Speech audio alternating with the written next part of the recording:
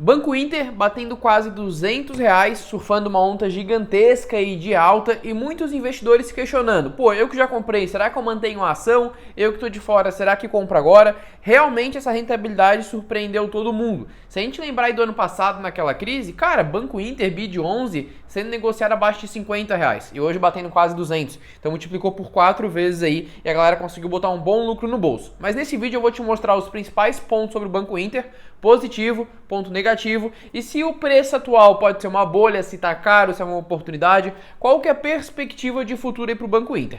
Se você acabou de chegar no canal aqui e você não conhece a gente ainda, meu nome é Antônio, canal aqui 1% Investidor, já se inscreva aqui embaixo, já ativa o sininho para receber as notificações dos próximos vídeos, tem vídeo novo aqui quase todos os dias. E antes de entrar no assunto de fato, já quero divulgar que a Levante Investimentos soltou um relatório completo sobre o último resultado trimestral dos bancos. Como você já sabe, a gente tem uma parceria aqui com a Levante, fala abertamente sobre isso, até porque o conteúdo deles é show de bola, é um conteúdo fenomenal, e eu sempre tento trazer aqui parcerias que agreguem na audiência.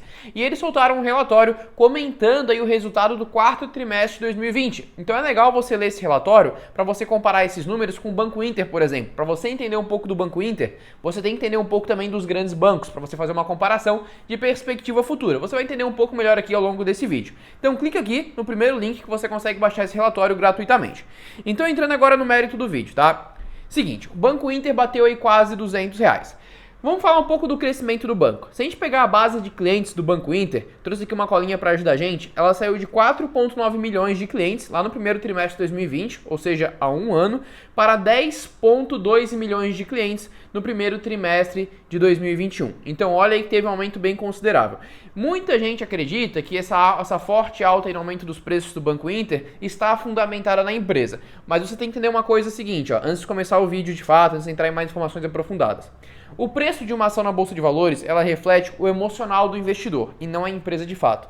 É por isso que a gente vê muita empresa boa sendo negociada por um preço muito barato e muita empresa ruim sendo negociada com preço lá em cima. Como a gente viu, por exemplo, o caso da MMXM, onde o preço saltou e a gente sabe que a empresa aí é ridícula, né? Uma empresa aí que não tem nenhum fundamento bom para você investir nela. E é por isso que a gente vê, por exemplo, a Itaúsa, uma empresa excelente, com o preço justo está acima dos R$ 14, sendo negociada aí a R$ 10. E o Banco Inter, ele subiu tanto por conta do emocional dos investidores, uma euforia muito grande no mercado. E o Banco Inter sempre foi aí, como é que eu posso dizer, lembrado por conta dessa euforia, né? Desde o ano passado, desde 2019, a galera sempre falou, pô, Banco Inter é bolha, Banco Inter é bolha, é bolha. Então sempre tem essa palavra bolha aí circulando o Banco Inter. Mas nesse vídeo você vai ver aí os principais fatos de fato sobre a empresa, tá?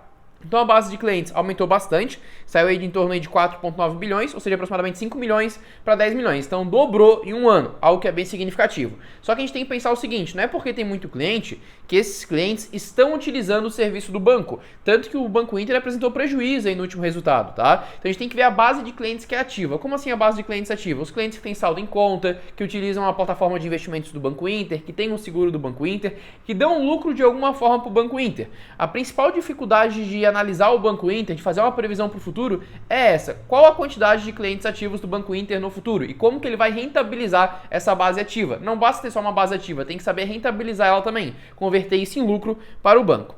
Se a gente pegar que o banco aí teve aproximadamente aí 10 milhões de clientes no primeiro trimestre de 2021 e que a população brasileira hoje está em torno de 200 milhões de pessoas, cara, dá 5% da população brasileira. Então o banco tem uma base de clientes bem grande, não é algo assim desconsiderável não, é algo bem significante.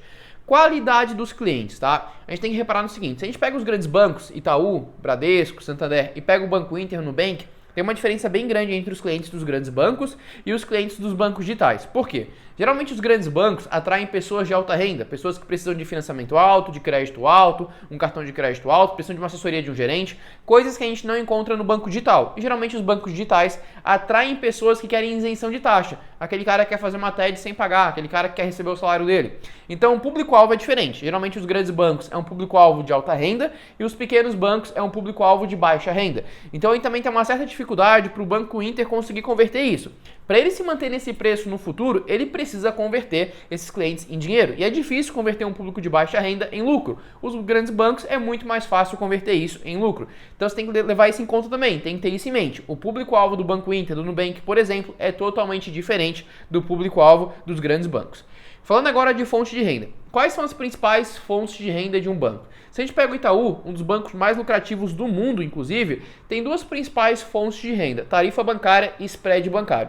Tarifa bancária, manutenção de conta, tarifa de cartão de crédito, tarifa de cartão de débito, tudo aquilo lá. Isso é uma grande fonte de lucro para a empresa. O Banco Inter já não tem essa fonte de lucro, então também fica mais uma dificuldade. Como é que o banco vai ser tão lucrativo se ele não cobra essas coisas? Querendo ou não é muito justo essas tarifas cobradas, né? Mas é isso que faz os bancos brasileiros serem tão lucrativos. E se o Banco Inter não tem essa taxa, isso te acaba puxando ali o Banco Inter um pouco para baixo. E a segunda fonte de renda é o spread bancário. O que é o spread bancário? É pegar dinheiro com um cliente emprestado e emprestar para outro cliente com uma taxa de juros maior. Então essas são as duas principais fontes de renda de um banco, e o Banco Inter tem um ponto aí de atenção em relação às tarifas bancárias que ele não cobra. Continuando.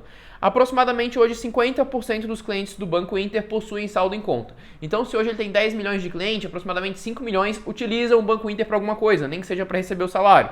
Então, é uma conversão legal, mas não é uma conversão também muito alta, poderia ser ainda melhor.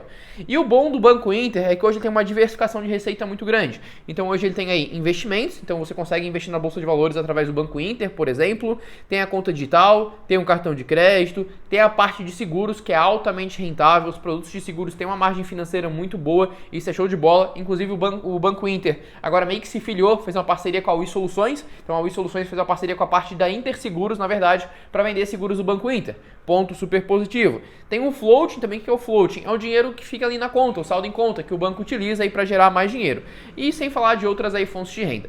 Nos últimos meses aí o Banco Inter apresentou prejuízo, então a gente não consegue analisar os indicadores. Se você pegar, por exemplo, o PL do Banco Inter, você vai ver que está no negativo, então não tem como analisar de fato agora esses indicadores, porque realmente não tem como, né? O banco apresentou prejuízo, ou você pega indicadores do passado, quando o banco apresentava lucro, ou você espera aí o próximo resultado trimestral. Falando agora do índice de Basileia e o índice de mobilização. O índice de Basileia ele mede a saúde financeira de um banco. E o do Banco Inter está excelente, está em 36,2%. Super show de bola. Então, se você quiser comprar um CDB do Banco Inter, comprar algum investimento emitido pelo Banco Inter, parece ser seguro. O índice de Basileia está muito bom. E o índice de mobilização, ele mede a quantidade de patrimônio do banco que está imobilizado. E esse índice do Banco Inter está em 1,5%. Muito bom também. Nesse caso, quanto menor o índice de mobilização, melhor. Vou dar um exemplo para você. Imagine que um banco tem 100 milhões de reais de patrimônio. Se desses 100 milhões, 10 milhões estiverem imobilizados em imóveis, ou seja, 10% está imobilizado. Quanto menor, melhor, porque mais líquido, mais solúvel fica o banco. E o do Banco Inter está excelente. E agora, para finalizar o vídeo, vale a pena comprar o Banco Inter agora ou não? O preço é uma bolha? O preço está caro? Para responder isso, a gente tem que abordar alguns pontos. Primeiro ponto, o crescimento de clientes. Muita gente está comprando o Banco Inter por conta da euforia e também por conta do crescimento do banco.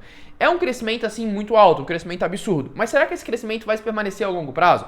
Pô, será que no ano que vem, ao invés de ele ter 5% da população brasileira de clientes, ele vai ter 10% agora? E no outro ano ele vai ter 20%, vai sempre ficar dobrando? Então tem que tomar cuidado com isso. Eu não acredito nisso. Então tem uma dificuldade também em você fazer um valuation no Banco Inter, porque é difícil prever um crescimento de fluxo de caixa para essa empresa.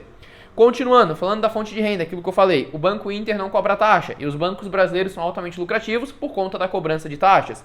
E a galera que foi para o Banco Inter foi muito motivada por conta da isenção de TED, isenção de tarifa, mas hoje os grandes bancos têm aí o Pix, que é gratuito para pessoa física, então isso pode abalar um pouco também o crescimento futuro aí da entrada de novos clientes. E se a gente comparar com os bancos mais lucrativos do mundo, comparar aí com o Itaú, a gente vê aquelas duas fontes de renda que são as principais e que o Banco Inter não tem. E o preço atual? O preço atual está muito esticado, está sendo negociado a quase R$200, um preço que não é nem um pouco justificável. Só que a Bolsa de Valores, ela sempre prevê um cenário futuro, ela nunca trata um cenário presente. Vamos pegar a VEG, por exemplo. O preço atual da VEG não justifica o cenário dela hoje, justifica uma previsão de crescimento futuro. Então a Bolsa de Valores está sempre prevendo futuro. Só lembrar de 2020, quando a Bolsa de Valores caiu 50%. Quando ela caiu 50%, a gente nem estava no auge da crise ainda, no auge da pandemia. O auge da pandemia veio só depois. E quando a gente chegou no auge da pandemia, a Bolsa de Valores já estava nos 100 mil pontos. Por quê? Porque os investidores ficaram desesperados quando saiu a notícia do vírus, a Bolsa caiu horrores, só que na verdade o vírus nem tinha chegado direito ainda no Brasil. Então a Bolsa está sempre prevendo um cenário futuro. Então hoje o preço do Banco Inter está assim alto, porque ele está prevendo um cenário futuro para o Banco Inter muito bom, que ele continue crescendo da forma que ele cresce hoje. Só que se esse crescimento não se manter, o preço tende a cair. Então falando do cenário atual, Para fazer um swing trade, para fazer alguma coisa, uma especulação, pode ser que até vale a pena comprar nesse preço, tá? Isso é uma recomendação, é um ponto de vista. Mas para longo prazo, no meu ver, esse preço está muito esticado e muito caro. Eu, Antônio, não compraria no preço atual. Mas isso não é uma recomendação de investimento. Você tem que analisar e ver qual que é a melhor estratégia para você. Eu tenho como filosofia comprar boas empresas por um preço abaixo do preço justo. E hoje temos muitas oportunidades na bolsa, muita empresa boa sendo negociada abaixo do preço justo. Então eu não vejo sentido em pagar caro numa empresa, no Banco Inter, que é altamente arriscada na minha opinião, ao invés de comprar empresas seguras, empresas boas, que estão sendo negociadas por um preço bem barato, um preço abaixo do preço justo. Inclusive ontem soltei um vídeo aqui no canal sobre a Sul América, uma empresa que eu considero muito boa e que está com preço bem atrativo no momento. Então esse é meu ponto de vista sobre o Banco Inter nesse momento. Espero que você tenha gostado desse vídeo, espero que tenha te ajudado e até o próximo.